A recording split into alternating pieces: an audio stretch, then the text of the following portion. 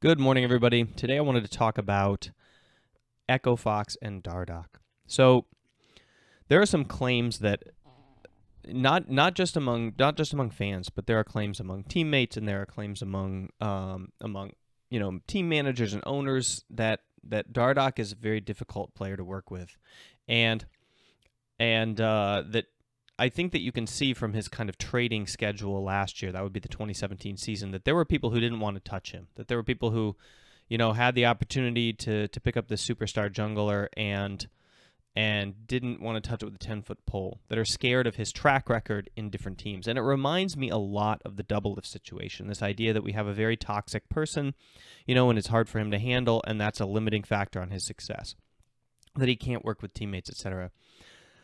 I wanted to share with you a little bit of my insight as to why I have never kind of believed in this philosophy about Dardoch and why I think that EchoFox is working out for him so well. So first of all, I would need to jump back in time to Team Liquid 2016 spring split.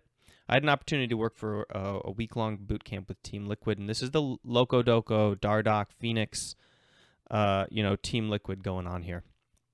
All right, so at this point, Dardoch doesn't really have like a super bad reputation. He comes in as kind of at a hothead, and everybody thinks he's very aggressive, and it's kind of starting to go bad a little bit. But when I get there, I want to test him, right? Because there is a fundamental truth about elite performance and elite athletes, and that is you must more or less come with your ego installed. I, as a sports psychology trainer, I can give people, I can help them tap into motivation. I can help them tap into like correct behavior. I can help them tap into values. The thing that I cannot help a player or an elite athlete dig into is their core essence or their pure drive, right? Or their belief in their absolute and utter certainty that they are going to become one of the greatest. And that capacity for self-belief and that kind of I would say self-ego is a key factor that determines more or less how successful you're going to be. There's not going to be anybody that's going to be Faker unless you believe that you are Faker. There's not going to be anybody that's going to beat Faker unless they started out believing that they were going to beat Faker and having the ego to do it. Just as a side note, just as a side comment on this on the Me Too movement and this commentary around Golden Guardians, I wouldn't jump to Golden Guardians' defense and say, oh, we're countering Hollywood and we're getting rid of all the bad apples. We don't want to be like Hollywood. I think that actually esport is one of the more toxic environments in the world for females, and I certainly think that we're nowhere near as Hollywood in terms of certainly our employment level. And if you look at Gamergate and the deal with streaming as a female on Twitch, I think it's really apparent that I have had women tell me secretly, in the utmost confidence that they, are trying to be one of the first female, League of Legends athletes or pro athletes in the masculine dominated sport, and they're literally telling nobody else, right? They're too afraid to even open their mouths because they know what this community would do to them. And so I think that that's one of the limiting factors actually that we have for the first breakout female to essentially come in and shatter that glass ceiling that we have in esport, is the fact that you need to have this ego, right? And you need to have it out there and you need to constantly fuel it in order to achieve that. And part of that is believing in it in yourself, and putting it out in the public and feeding it. And if you can't even do that, if you're a female and you have to keep it all kind of contained as this self-driven dream, it's much harder to keep the fire burning, right? So I just wanted you to understand that this is something that isn't necessarily easy to do, to kind of keep this kind of mindset. And so what you do is you put it out there a lot. Right, you tell yourself every day how great you are. That's where a lot of this positivity psychology comes in, where you look in the mirror and you say, "I'm the best. I'm the best. I'm the best." It's not going to make you a world champion to do that, but it is a component of getting that ego powerful enough to actually believe that you can accomplish this, which is kind of one of the first steps to then training. Okay, so here I am in the Team Liquid training house, doing my boot camp with Team Liquid, and it was a fantastically organized boot camp, and I had a lot of fun doing it, and I loved working with Loco. More stories about that later, but I approached Dardoch after I think on Skype chat after this happened, a couple weeks and months after this happened, because I said I want to use this story to teach people what drive is. Can I tell this story?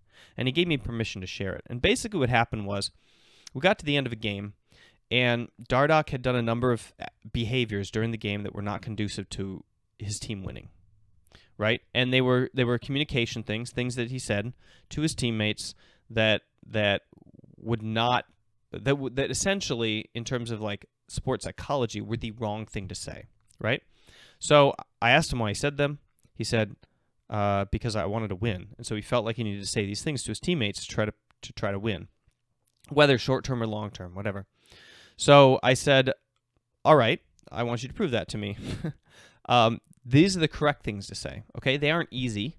You have to suppress yourself. You have to suppress your hurt and your pain when a teammate messes up. You have to suppress your ego. You have to suppress your desire to spread around your frustration. You have to suppress all of these instincts in you in order to say the thing that your teammate needs to hear instead of what you want to say. Saying the thing that your teammate needs to hear instead of what you want to say, leadership, is a really tough quality. And the first thing you need to do is know, like, factually, what is the right thing my teammate needs to hear at this exact moment to, like, unlock their performance for the next 10 minutes or 10 days. And then after that, you have to deal with all of your baggage and emotions and frustrations and the high-performance environment and all of this stuff and the, like, interpersonal relationship, whatever, to actually get the words out at the right time in the right way, right? So I was like, if you really want to win, there are other athletes that have said, I want to win, and then they prove it by going through with it, right? And what I saw in the next game was I saw in less than, because we only had like a 15-minute break, so in less than 15 minutes of processing this and working on it, we go into the next game, and I see the moment, right? I see one of his teammates inting it, and I see on his face as I'm watching, I see the struggle, and I see him literally rein in and suppress and, like, put in a bottle, everything that he wants to say. And I hear this calculated thing come out that is kind of exactly what his teammates need to hear in order to, like, pull out that scrim. And actually, we dominated in that scrim, by the way. Which, side note, like, that has nothing to do with, what Dardoch was saying, because, these things are more of a long-term path. It's not going to instantly turn around your team. But the evidence that he gave me that day and for the rest of the week proved that his will to win surpassed his desire to say the thing that he wanted to say. So, like, when somebody inflicts pain on you, one of the first things you want to do is, like, spread it around and let other people feel your pain. You want to communicate that frustration, that pain to other people. It's a really base and normal human instinct. And your claim for how motivated you are to accomplish something is in direct ratio to, how well you can suppress that instinct to spread around pain. That's what, like, toxic people, there's this stat on this League of Legends loading screen that says, toxic people win blah, blah, blah % less games. It's not because they are not being toxic that they then win the game. It's that if you are toxic, you are not the kind of person who can control your emotions enough to hone for the victory. And so not just your communication, but also your actual behaviors are more emotionally controlled and less conducive to victory. And so essentially I saw clear evidence that Dardoch's will and desire to be one of the best surpassed his emotional needs, whatever kind of mess is going on there.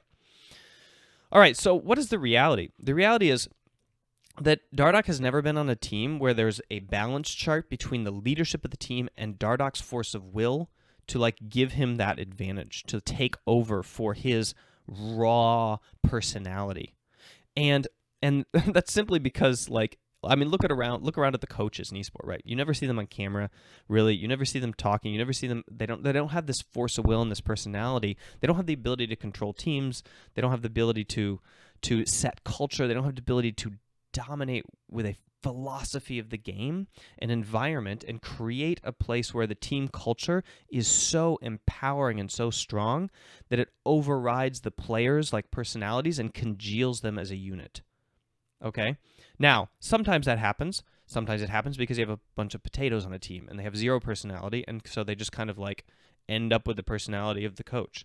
Sometimes you have people like Reggie who are like dominating the environment of their team and creating by force of will this like very high performance environment that overrides, along with Bjergsen, overrides, you know, people's individual kind of personalities and provides that repetitive, consistent high performance culture that exists. Sometimes you have people like Hai who can pull that off for a little bit of time.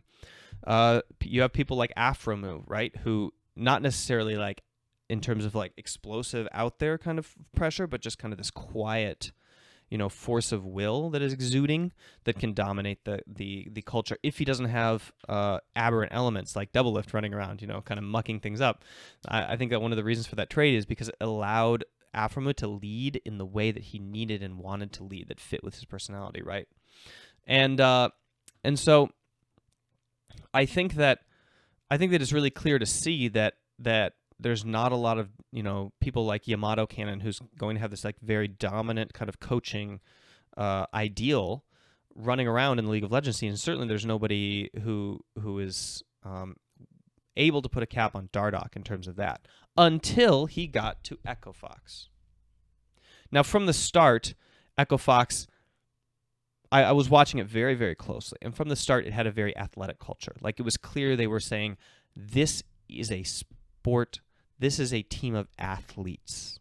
That was their out-of-the-box philosophy. And this came 100% from the top. I mean, it's really clear to see. First of all, the first sponsors that EchoFox ever picked up were like a protein company, right? So here you have somebody endemic to sport. He signs a bunch of sponsors to his team, and they're like sport companies. The second thing that happens is you watch the first EchoFox roster, you start to see their body transform, right? So you see Frog and Keith content comes out. It's like they're shedding weight, they're putting on pounds, they're doing pull-ups, you know, they're promoting their protein. There's this very clear-cut like athletic approach to esport right from the very get-go. That's not an accident, right? You can't just like randomly have that happen. It has to be a intentional move. And the third thing, or a subconscious kind of like force. And the third thing that happens is the language. I start to hear Froggen and Keith and the other members of the initial EchoFox roster speak in the correct code words that reveal the locker room talks they are getting are from the sport psychological perspective of elite sport. They are being told by their mentors and by the people that are leading them these stories and the narratives that we tell to great athletes and that great athletes imbue and know from the traditional sport perspectives. And I have a little story here. I think you might remember Doublelift mentioning this after he beat TSM at Madison Square Garden. I think he mentioned it in an interview about 6 months later that Rick Fox, you know, was backstage with them and gave them a few like hearty pats on the back and a little speech before they went on stage to beat TSM. And this was back before he founded EchoFox. This was back when Rick Fox was a CLG fan and he was, you know, considering investing in CLG. And before he was like, forget this, I'm going to start my own team, because he was having so much fun, I guess. But I heard about the contents of that speech just in general, and everything I heard, I was really excited because I was like, oh yeah, awesome. This guy gets it. And I realized, you know, when you have somebody who's also competed at the elite level in sport and also understands the narrative power of the reason that we put things the way that we put them and the reason that we understand losses and wins and joy and emotions the way that we understand them in sport. There's an entire book actually written by Yuri Handing called Emotions in Sport, because emotions in sport, one of the fundamental drivers of our sporting success, are you have to channel them. Like emotions you cannot control. It's impossible to control emotions. You must nurture them and grow them and channel them and then be able to overcome them at any point by sheer volition, right?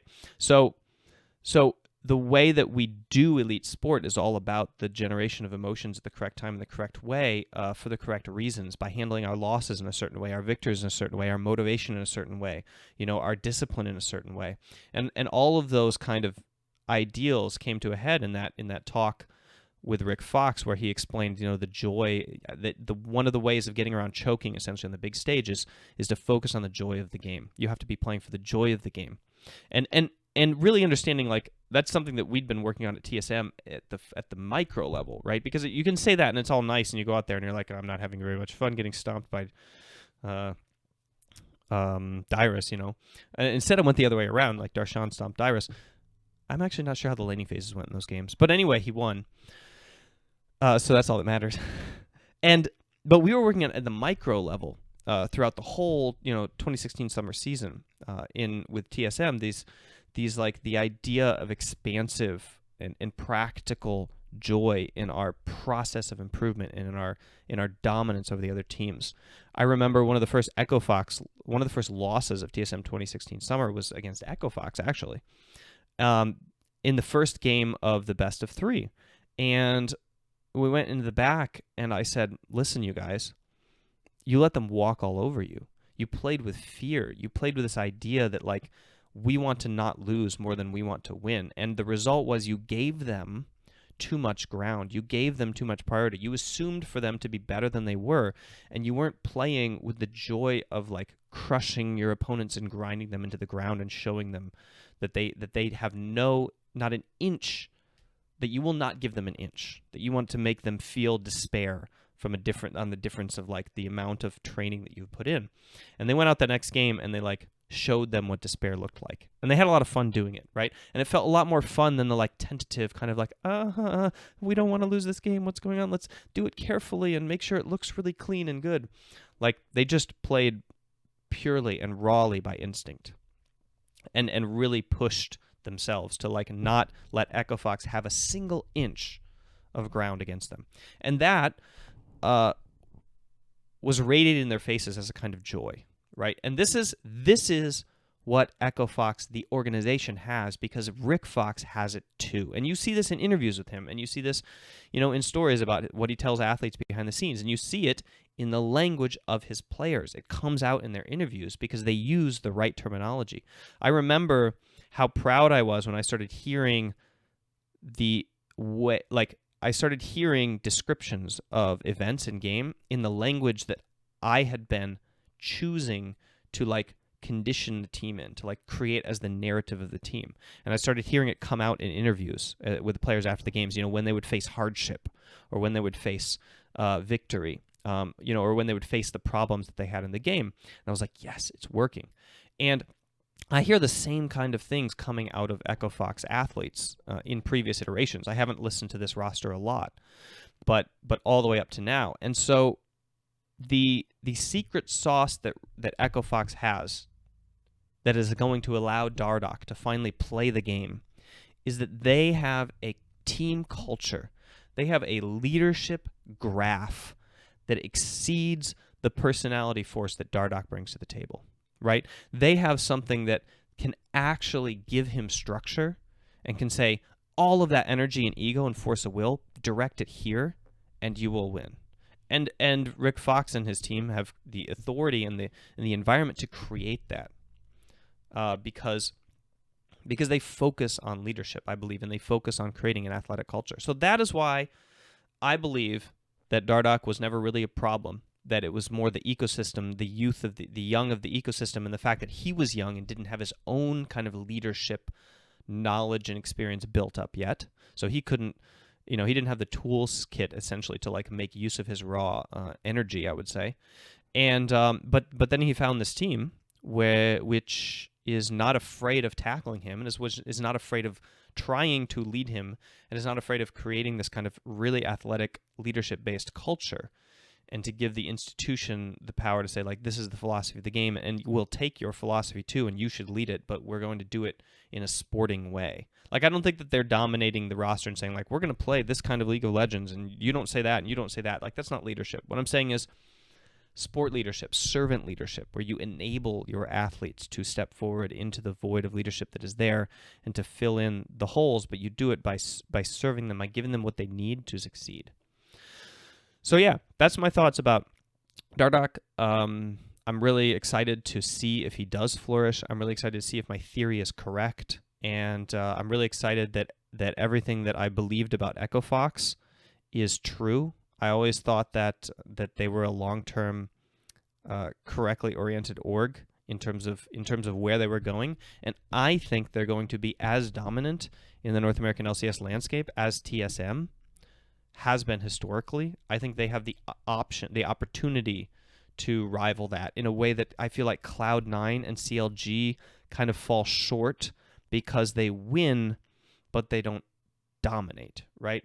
And when they win, they don't win in the same way that TSM wins, with this like flavor and this culture.